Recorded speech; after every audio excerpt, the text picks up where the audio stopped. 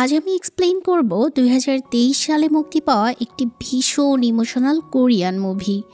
এই মুভিতে আপনি দেখতে পাবেন বন্ধুত্বের ভালোবাসা আর জীবন বদলে দেওয়ার মতো কিছু কাহিনী, যা দেখে আপনি কাঁদতে অবশ্যই বাধ্য হবেন। যেখানে টিনেজার দুই বেস্ট ফ্রেন্ড একটি ছেলেরই প্রেমে পড়ে। একসময় বন্ধুত্বের কারণে ভালোবাসার স্যাক্রিফাইস করতে গিয়ে বন্ধুত্বের সম্পর্কটাই হারিয়ে যায়। তো চলুন এক পিওর ফ্রেন্ডশিপের মধ্যে ভালোবাসায় ইনভলভ হয়ে যাওয়ার কারণে কী ধরনের কমপ্লিকেশন শুরু হয়ে যায় তাই দেখা যাক। মুভি শুরু হয় একটা আর্ট গ্যালারি দেখিয়ে, যেখানে দুজন মেয়েকে দেখানো হয়, যার মধ্যে আমরা এই মুভির মেইন ক্যারেক্টারের একজন লিসুকে দেখতে পাই। আর্ট গ্যালারির ক্রিয়েটর লিসুকে একটা পেইন্টিং দেখায়। সে লিসুকে জিজ্ঞেস করে, এই পেইন্টিংয়ে যে মেয়েটা আছে সে তো আপনি, তাই না? এই পেইন্টিংটা এত নিখুঁতভাবে তৈরি করা হয়েছে যে একটা ক্যামেরায় তোলা ছবির মতো মনে হচ্ছে। তো এই পেইন্টিংটাই এবার প্রতিযোগিতায় প্রথম হয়েছে।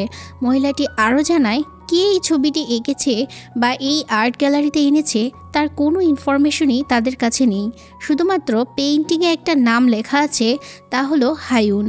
আর্ট গ্যালারি থেকে ইন্টারনেট ঘাটাঘাটি করে তারা শুধুমাত্র একটা ব্লগ পেয়েছে, যেখানে লিসু আর একটি মেয়ের ভিডিও ছিল। যেহেতু ভিডিওটিতে লিসু রয়েছে আর ছবিটাও লিসুর, তাই হয়তো লিসু এই আর্টিস্টকে অবশ্যই চিনবে। যাই হোক, ওই ব্লগেও কোনো ধরনের কন্ট্যাক্ট ছিল না, তাই বাধ্য হয়েই তারা লিসুর সাথে কন্ট্যাক্ট করেছে। আসলে তারা চাচ্ছে এত ভালো একজন আর্টিস্টকে হায়ার করতে, কিন্তু লিসু সাফ জানিয়ে দেয় যে সে এসব বিষয়ে কিছুই জানে না। এরপরে লিসু তার বাড়িতে ফিরে আসে। সে ওই ব্লগের এক প্রিন্ট কপি নিয়ে এসেছিল, ওটাই খুঁটিয়ে খুঁটিয়ে দেখছে। আর তখনই আমাদের পাস্টের কিছু সিন দেখানো হয়, যেখানে হায়ুন আর লিসু ছোটোবেলা থেকেই দুজনের খুব ভালো বন্ধু ছিল। লিসু সব সময়ই মন খারাপ করে থাকতো, কারণ ছোটোবেলাতেই তার বাবা মা তাকে ছেড়ে চলে গিয়েছিল। তাই ভিতর থেকেই লিসু সব সময় অ্যালোন থাকতো, আর হায়ুনই একমাত্র তার সবচেয়ে কাছের বন্ধু যে তার এই অ্যালোন দূর করতে পারে। আর তাই ছোটোবেলা থেকেই সে সব সময় লিসুকে কাছে কাছে রাখতো। একদিন হায়ুন তাকে জানায় বাস্কেটবল ক্লাবের একটা নতুন ছেলে তার ক্রাশ। এসব শুনে লিসুর টেনশন হয় যে ওই ছেলের চক্করে আবার হায়ুন তাকে টাইম দেওয়া কমিয়ে না দেয়। পরদিন লিসু ওই ছেলের কাছে যায় আর জিজ্ঞেস করে, তুমি তো সেই ছেলে, তাই না, যে বাস্কেটবল ক্লাবে নতুন এসেছো? যাই হোক, একটা মেয়ে তোমাকে খুব পছন্দ করে, তাই অন্যদিকে কোনো উল্টাপাল্টা কাজ করবে না। যদি তাকে পছন্দ না হয় তাহলে আগেই জানিয়ে দিও। মেয়েটির সাথে কোনো রকম ধোঁকাবাজি করার ট্রাই করবে না, যাতে ওর মন ভেঙে যায়। ছেলেটি এসব শুনে মনে করেছিল হয়তো লিসুই সেই মেয়ে। সে জিজ্ঞেসও করে, আমার প্রতি এত ইন্টারেস্ট, সে নিশ্চয়ই তুমি? লিসু বলে, না, সে কে তা তোমার জানার প্রয়োজন নেই। আমি যে এত কিছু বললাম এসব নিজের মধ্যেই রেখো, আর আমাকে কোথাও দ্বিতীয়বার দেখলে ইগনোর করবে। একদিন বাস্কেটবল ক্লাবের ট্রেডিশনাল একটা গেমের কারণে হায়ুনের ছেলেটির সাথে লাঞ্চে যেতে হয়। যেহেতু তারা একই টিমে ছিল, তাই বাধ্য হয়ে লাঞ্চে যেতে হয়েছে। হায়ুন খুব ভালো আর্ট করতে পারত। সে ছেলেটির থেকে পারমিশন নেয় যে একটা ছবি আঁকতে পারবে কি না। ছেলেটি জিজ্ঞেস করে, এত মানুষ থাকতে তুমি আমাকেই কেন আঁকতে চাও? হায়ুন একটু ঘুরিয়ে অ্যান্সার করে আর বলে, আমি কাউকে ড্র করলে বুঝতে পারি যে তার প্রতি আমার ফিলিংস কেমন। তাছাড়া আমি যাকে যেমনভাবে ভাবি তার চিত্র আমার হাতে তেমন হয়। কিছুক্ষণ পরে যখন ড্রটা কমপ্লিট হয়ে যায়, নিজের আঁকা ছবি দেখেই হায়ুন বলে, আমার ফিলিংস বলছে আমি তোমাকে পছন্দ করি। এটা শুনেই তো ছেলেটি সারপ্রাইজ হয়ে যায়। যাই হোক, হায়ুনের বেস্ট ফ্রেন্ড যেহেতু লিসু, তাই সে ছেলেটিকে নিয়ে যায় লিসুর সাথে মিট করাতে। তখন আমরা জানতে পারি ছেলেটির নাম জিঞ্জু। হায়ুন তাদের দুজনকে পরিচয় করিয়ে দেয়। সে লিসু আর জিঞ্জুকে কথা বলতে দিয়ে একটু ফ্রেশ হতে যায়। জিঞ্জু একটু হাসে আর লিসুকে বলে, তুমি তো সেই মেয়ে যে আমাকে থ্রেট দিয়েছিলে, তাই না? লিসু ওসব কথা ইগনোর করে ডিরেক্ট জিজ্ঞেস করে তার হায়ুনকে কেমন লাগে। জিঞ্জু ছোট করে উত্তর দেয়, সব কিছু। লিসুর যেন এই কথাটাই সন্তুষ্ট হয় না। তার মতে সব ছেলেরাই এমন বলে। সে আবারও প্রশ্ন করে, হায়ুনের কোন জিনিসটি তোমার সবচেয়ে বেশি ভালো লাগে? জিঞ্জু জানায় চোখ, কারণ ওই চোখ দিয়ে হায়ুন আমাকে দেখে। আরও আছে তার ঠোঁট, যে ঠোঁট দিয়ে সে মুচকি করে হাসে। লিসু আরও কিছু বলতে চাচ্ছিল, কিন্তু রেস্টুরেন্টের একজন সিঙ্গার তাকে ডেকে নেয় তার সাথে গান করার জন্য। লিসু খুব এনজয় করে গান গাচ্ছিল। এমন সময়ই হায়ুন ওয়াশরুম থেকে বেরিয়ে আসে আর জিঞ্জুকে বলে, তুমি জানো লিসু খুবই কুল, মাঝে মাঝে তো ওর প্রতি আমার খুবই জেলাস হয়। জিঞ্জু খুব অবাক হয়, আসলে লিসু সবসময় বিন্দাস টাইপের। একথা শুনেই জিঞ্জু একটু অন্য নজরে লিসুকে দেখছিল। তাকে দেখে মনে হচ্ছিল হয়তো তার লিসুর প্রতি অ্যাট্রাকশন হচ্ছে। পরদিন তারা তিনজন আবারও মিট করে আর সময়টা খুব এনজয় করে। তারা ডিসাইড করে সামনেই থাকা একটা কোরিয়ান ট্রেডিশনাল গুহাতে যাবে, যেখানে গিয়ে মানুষ তার মনের ইচ্ছেগুলো নিয়ে প্রে করত। কিন্তু যাওয়ার পথেই হায়ুনের জুতোটা খারাপ হয়ে যায়। সে ওদের দুজনকে চলে যেতে বলে, কিন্তু লিসু তো হায়ুনকে ছেড়ে যাবেই না, কারণ তারা প্রমিস করেছিল একসাথে প্রে করবে। হায়ুন লিসুকে বোঝানোর চেষ্টা করে আর বলে তার হয়েই যেন লিসু প্রে করে নেয়। লিসু যেতে রাজি হয়, তবে সে জিঞ্জুর সাথে যাবে না, বরং জিঞ্জুকে হায়ুনের সাথে থেকে যেতে বলে। এটা বলেই লিসু আর এক মুহূর্ত সেখানে অপেক্ষা না করে চলে যায়। কিন্তু হায়ুনের লিসুর জন্য টেনশন হচ্ছিল। সে জিঞ্জুকে লিসুর পিছনে যেতে বলে। জিঞ্জু যেন এটাই চাচ্ছিল, তাই সেও লিসুর পিছু নেয় সেই কেবে চলে যাওয়ার জন্য। লিসু প্রে করছিল, জিঞ্জু যেন মুগ্ধ দৃষ্টিতে শুধু লিসুকেই দেখছিল। লিসু চোখ খুলেই জিঞ্জুকে দেখে অবাক হয়ে যায়, কিন্তু তার চোখ পড়ে জিঞ্জুর গলায় থাকা একটা লকেটের উপর। জিঞ্জু কেন সবসময় এই লকেট পরে থাকে তা জিজ্ঞেস করলে জিঞ্জু জানায় একবার সে প্রায় মরেই যাচ্ছিল। এই লকেট তার জন্য সৌভাগ্য বয়ে এনেছে, কারণ এই লকেট পরার পর থেকেই সে পুরোপুরি সুস্থ হয়ে ওঠে। এজন্যই তো সে এই লকেটটাকে কখনো হাতছাড়া করে না। লিসু এসব শুনে জিঞ্জুর কাছে গিয়ে লকেটটা ভালো করে দেখে। এদিকে জিঞ্জুর যেন লিসুর প্রতি অ্যাট্রাকশন বেড়েই যাচ্ছে। সে এক দৃষ্টিতে লিসুর দিকে তাকিয়ে থাকে। লিসুও তার চোখের দিকে তাকায়। দুজনের ভিতরে এমন এক অ্যাট্রাকশন কাজ করে যে ওরা খুবই ক্লস হয়ে যায়। কিন্তু লিসুর কিছু বুঝে ওঠার আগেই জিঞ্জু লিসুকে একটা কিস করে ফেলে। গুহার বাইরে ততক্ষণে হায়ুন চলে এসেছিল। ভাগ্যক্রমে সে এসব দেখেনি, তবে লিসু কোনো ধরনের রিয়াকশন দেয় না, যেন কিছুই হয়নি। তো এরপর লিসু সেই রেস্টুরেন্টের সিঙ্গারের সাথে গাড়িতে উঠে পড়ে। হঠাৎ তার মনে পড়ে সে জিঞ্জুকে তো বাই বলেনি। জিঞ্জুর সাথে লিসুর দেখা হয় না, কিন্তু সেখানে হায়ুন ছিল। সে বুঝতে পারে লিসুর সাথে জিঞ্জুর তো কিছু একটা অবশ্যই চলছে। লিসুকে সে সরাসরি জিজ্ঞেস করে, আমার বয়ফ্রেন্ডের প্রতি তোমার এত ইন্টারেস্ট কেন? লিসু খুব স্বাভাবিকভাবেই বলে যে জিঞ্জু তো সবসময় তাকে ভালো নজরে দেখে, যেটা লিসুর খুব ভালো লাগে। আরও কিছু বলার আগেই গাড়ি থেকে সিঙ্গার লিসুকে ডাকায় লিসু চলে যায়। আর হায়ুন যেন এসব সহ্যই করতে পারছিল না, সে অঝরে কান্না করতে থাকে। তারপরও সব কিছু ভুলে লিসুর কাছে গিয়ে বলে, আমাকে ফোন করতে ভুলবে না কিন্তু। হায়ুনের তখন চোখ পড়ে লিসুর গলায় থাকা জিঞ্জুর লকেটটার ওপর। এরপর কেটে গেছে অনেকগুলো বছর। লিসু আর হায়ুন নিজেদের জীবন এখন সেপারেটলি গুছিয়ে নিয়েছে, তবে নিজের জীবনের সব খবরাখবর তারা চিঠির মাধ্যমে দিয়ে জানাতো। যাই হোক, সেই সিঙ্গারের সাথে লিসুর একটা ভালো সম্পর্ক তৈরি হয়েছিল, আর ওই রেস্টুরেন্টেই নিজের হাত খরচের জন্য সে ওয়েটারের কাজ করত। কিন্তু একদিন সে তার বয়ফ্রেন্ডকে অন্য একটি মেয়ের সাথে দেখে ফেলে। ছেলেটিকে সে কিছুই না বলে সেখান থেকে জাস্ট চলে এসেছিল। সেই সাথে তার রেস্টুরেন্টের চাকরিটাও ছেড়ে দিতে হয়। এরপর থেকে লিসুর জীবনটা পুরোপুরি উলটপালট হয়ে যায়। তবে এসব কিছু সে হায়ুনকে জানাই না, বরং চিঠিতে লিখেছে সিউল শহর ছেড়ে সে নতুন শহরে চলে যাচ্ছে। হায়ুন জিজ্ঞেস করেছিল তার দিনকাল কেমন চলছে। তার উত্তরে লিসু লিখেছে সে তার কাজ নিয়ে খুবই ব্যস্ত থাকে আর খুব বেশি ট্রাভেলিং করতে হয়। এই সময় লাস্ট কয়েকদিন সে ইউরোপ ট্যুরে ছিল। কিন্তু এসব কিছু ছিল মিথ্যা, কারণ আমরা দেখতে পাই সে সিউল শহরেই রয়েছে। বহু কষ্টে সে নিজের জীবনটা পার করছিল। সত্যি তো এটাই, লিসু এখন বিভিন্ন বাসায় হাউস ক্লিনিংয়ের কাজ করে। আসলে সে চাইছিল না হায়ুন তার জন্য চিন্তা করুক, তাই বিভিন্ন ধরনের কাল্পনিক গল্প নিজের জীবনের সাথে মিলিয়ে সে হায়ুনকে চিঠি দিত। অন্যদিকে হায়ুনের দিনগুলো খুব সুন্দরভাবেই কেটে যাচ্ছিল।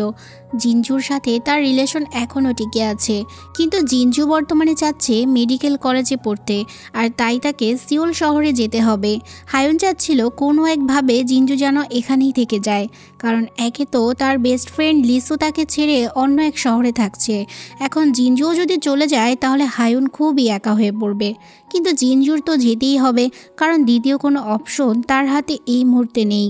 এভাবেই একদিন জিঞ্জুরও চলে যাওয়ার দিনটা চলে আসে। হায়ুনের খুবই মন খারাপ। জিঞ্জু তাকে সান্ত্বনা দেয় যে সে নিয়মিত হায়ুনের সাথে যোগাযোগ রাখবে।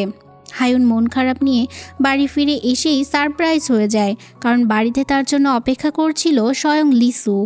এতগুলো বছর পরে লিসুকে সামনে দেখে হায়ুন যেন নিজের চোখকে বিশ্বাসই করতে পারছিল না। সে এতটাই ইমোশনাল হয়ে পড়ে যে লিসুকে জড়িয়ে ধরে কান্না করতে থাকে। যাই হোক, হায়ুনের পরিবারের সাথে লিসু খাবার খেতে খেতে বিভিন্ন দেশে ঘোরার গল্প বলছিল, কিন্তু আমরা তো জানি লিসু এসব কিছু মিথ্যা বলছিল। এমনকি হায়ুনের বাবা মাকে সে দুটো টুপিও গিফট করে আর বলে এগুলো ইউরোপ থেকে এনেছে। তাছাড়া হায়ুনকে সে সাইবেরিয়ার কিছু পোস্ট কার্ড উপহার দেয়, কিন্তু হায়ুন ঠিকই বুঝে যায় লিসু এইসব দেশে কখনো যায়নি, বরং এগুলো কোনো দোকান থেকে কিনে আনা। তবে হায়ুন লিসুকে না তো কিছু বলে, না তো বুঝতে দেয় যে সে সব কিছু বুঝতে এবং জানতে পেরে গিয়েছে।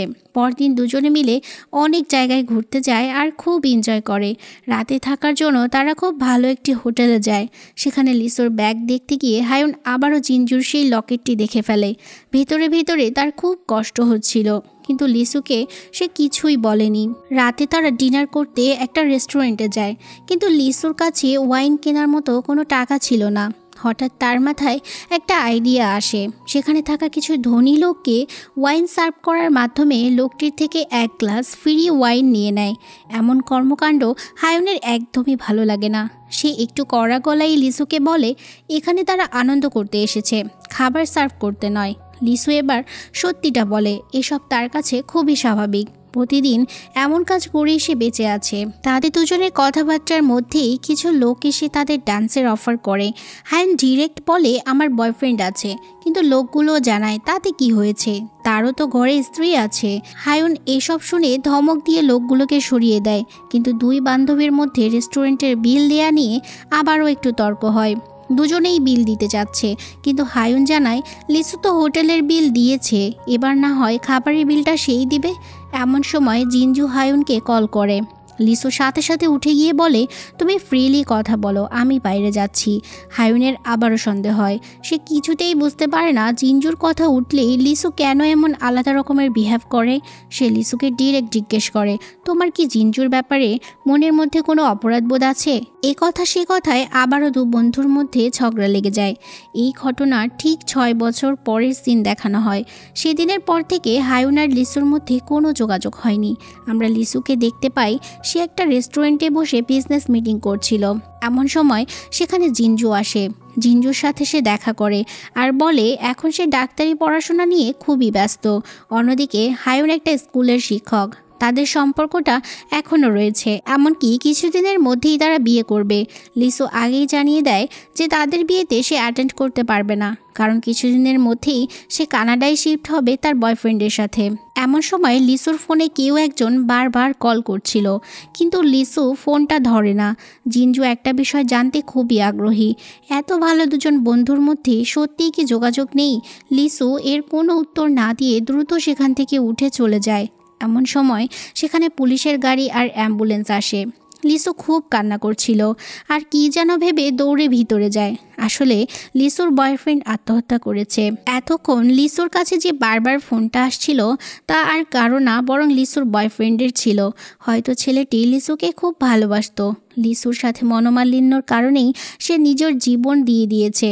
লিসু বুঝেই উঠতে পারছে না যে এ কি হয়ে গেল। অন্যদিকে সেই সময় হায়ুন চেষ্টা করছিল ইন্টারনেটে লিসুকে খুঁজে বের করতে। খুঁজতে খুঁজতে পেয়েও যায়। হায়ুন অবাক হয় যে যতগুলো ছবি রয়েছে তার মধ্যে বেশিরভাগই লিসুর বড়লোক বয়ফ্রেন্ডের সাথে। যাই হোক, তো হায়ুন অনেকবার চেয়েছিল তার বয়ফ্রেন্ড আর লিসুর সাথে দেখা করতে সে সিউল যাবে, কিন্তু ছোটবেলা থেকেই তার উচ্চতা ভীতি থাকায় সে কখনো প্লেনে ওঠার কথা ভাবতেই পারেনি। কিন্তু এবার সে প্ল্যান করেছে জিঞ্জুকে সে সারপ্রাইজ দিবে সিউলে গিয়ে। তাই সিউলের উদ্দেশ্যে সে বেরিয়ে পড়ে আর সেখানে গিয়ে সে জিঞ্জুর বাড়িতে যায়, কিন্তু সেখানে জিঞ্জু ছিল না। সে বারবার জিঞ্জুকে কল করে, কিন্তু জিঞ্জু কল রিসিভ করে না। আসলে জিঞ্জু তখন লিসুর কাছে ছিল। লিসুর মানসিক অবস্থা খুবই খারাপ, তাই সে জিঞ্জুকে সামলানোর চেষ্টা করছে। লিসু তার বয়ফ্রেন্ডকে হারানোর কষ্টটা সহ্যই করতে পারছিল না, তাই ড্রিঙ্ক করে মাতাল হয়ে পড়েছিল। জিঞ্জু তাকে কোনো রকমে সামলে নিজের বাড়িতে নিয়ে আসে, যেখানে আবার হায়ুন তো আগে থেকেই তার জন্য অপেক্ষা করছিল। হায়ুন জিঞ্জু আর লিসুকে একসাথে দেখে বিশ্বাসই করতে পারছে না, তার খুবই খারাপ লাগে বিষয়টা।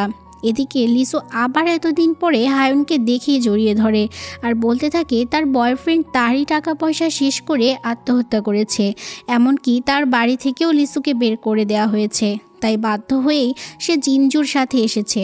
এসব শুনেও হায়ুন বিশ্বাস করে না, কারণ ওই সময়টাতেও লিসু জিনজুর সেই লকেটটি পড়েছিল। তার মনে সন্দেহ ধীরে ধীরে আরও বাড়তে থাকে। লিসু বুঝতে পারে হায়ুনের ব্যবহারটা যেন একটু অন্যরকম, তাই হায়ুনকে সে জিজ্ঞেস করে যদি হায়ুনের মনে কিছু থাকে তাহলে যেন সে বলে দেয়। হায়ুন যেন এই কথাটারই অপেক্ষা করছিল। সে দ্রুত উত্তর দেয় আর বলে তার জীবনে যতগুলো সমস্যা আছে তা লিসুর জন্যই হয়েছে। তার মতে লিসু খুবই স্বার্থপর আর লোভী, কারণ লিসু তারই বয়ফ্রেন্ডের গলার লকেট নিজের গলায় পড়ে আছে। লিসু খুব স্বাভাবিকভাবেই সত্যিটা বলে যে এই লকেটটা তো সে জিনজুর থেকে নিয়েছিল তার গুড লাকের জন্য, আর তাই সে সব সময় লকেটটাকে নিজের সাথেই রাখে। কিন্তু হায়ুন যেন এই কথা মানতেই যায় না, ফলে দু বন্ধুর মধ্যে আবারও ঝগড়া লেগে যায়। হায়ুনের ধারণা যেহেতু লাস্ট 6 বছর ধরে জিনজু সিউলে একাই রয়েছে, হয়তো লিসুর সাথে তার কোনো সম্পর্ক অবশ্যই রয়েছে। এমনকি সে তো ডিরেক্ট লিসুকে জিজ্ঞেস করে যে তারা একসাথে রাতে ছিল কিনা। লিসু এ কথা শুনে খুবই কষ্ট পায়। সে বারবার হায়ুনকে বলতে থাকে এমন কথা তো সে ভাবতেই পারে না। হায়ুন এবার লিসুকে আরও একটা আঘাত করে বলে যে লিসুর চারপাশের মানুষজন, এমনকি তার বাবা মা, বয়ফ্রেন্ড, জিনজু, কেউ তাকে সত্যিকারের ভালোই বাসেনি। সবাই তাকে ব্যবহার করেছে, শুধুমাত্র হায়ুনই তাকে ভালোবেসেছিল। লিসুও স্বীকার করে যে হ্যাঁ সত্যি হায়ুন ছাড়া লিসু কিছুই না। সে কান্না করতে করতে বলে তাহলে এর পরেও তাদের এই সুন্দর সম্পর্কটা কেন নষ্ট হয়ে গেল। দুজনেই একথা ভেবে খুব কান্না করতে থাকে। এরপর হায়ুন আর কিছু না বলেই জিনজুর বাড়ি থেকে বেরিয়ে আসে। লিসুও বের হওয়ার আগে সব কিছুর জন্য জিনজুকে ধন্যবাদ জানায়, এমনকি জিনজুর লকেটটিও ফেরত দিয়ে যায়।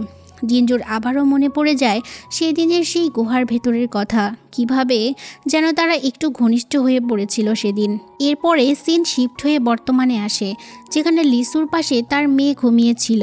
মেয়েটি ঘুম থেকে জেগে দেখে তার মা অর্থাৎ লিসু কান্না করতে করতে ঘুমিয়ে গিয়েছে। ছোট মেয়েটি হয়তো বুঝতে পারে না তার মা কেন কান্না করেছে, তবে সে মায়ের চোখের পানি মুছে দেয়। এমন সময় লিসুর ফোনে একটা কল আসে। লিসু ঘুমিয়ে থাকার কারণে তার মেয়ে ফোনটা কেটে দেয়। সিন আবারও পাস্টে যায়, যেখানে জিনজু হায়ুনকে বিয়ের প্রপোজ করছে। দুজনে মিলে ডিসাইড নেয় জিনজুর মেডিকেল পরীক্ষা শেষ হলেই তারা বিয়েটা করে নেবে। তবে জিনজুর বাড়িতেই এখন হায়ুনও থাকছে, কিন্তু জিনজু এখানে থাকতে একদমই রাজি না। তার ইচ্ছে সে সিউল শহরেই থাকবে।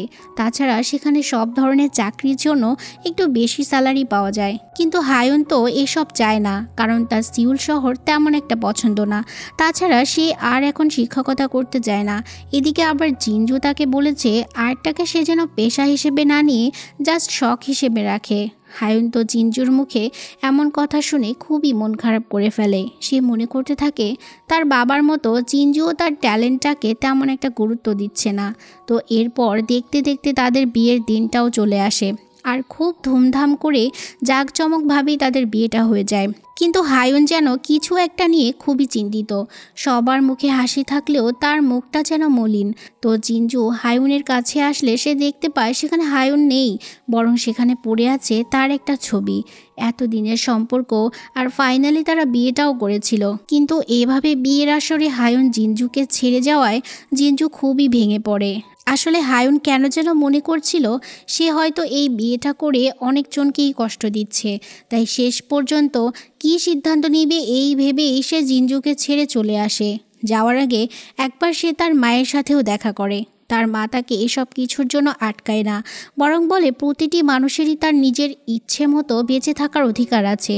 তাই হায়ুন যেভাবে চায় বা সে যেভাবে থাকলে খুশি থাকবে সেভাবেই যেন থাকে।